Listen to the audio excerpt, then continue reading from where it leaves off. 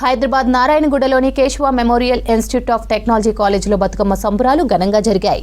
సర్దార్ వల్లభాయ్ పటేల్ ప్రాంగణంలో సాంప్రదాయం ఉట్టిపడేలా విద్యార్థినులంతా చీరకట్టులో అందంగా ముస్తాబై బతుకమ్మ పాటలకు ఆడిపాడారు.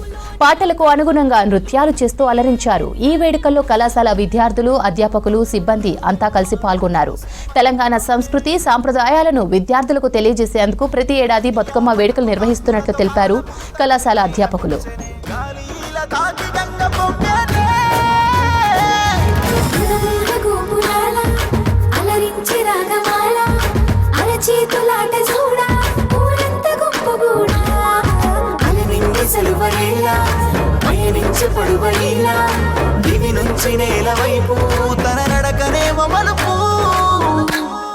ప్రతీకగా ఆడవాళ్ల సంప్రదాయాలకి ఆనవాలుగా మన పూల సంపదతోటి మధ్యలో గౌరమ్మను పెట్టి, అంటే మన సాంప్రదాయాల్లో గౌరమ్మకి పురాణాల్లో ఇచ్చే ఎంత విశిష్టత ఉందో ఆ విశిష్టతను తెలియచేస్తూ వచ్చే తెలంగాణ సాంప్రదాయ పూల పండగ మన బతుకమ్మ.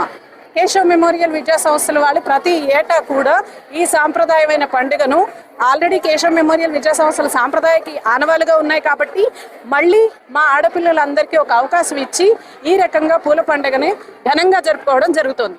ఈ 9 రోజుల పండుగ విశిష్టత ఏంటంటే చెడు మీద మంచి యొక్క విజయం.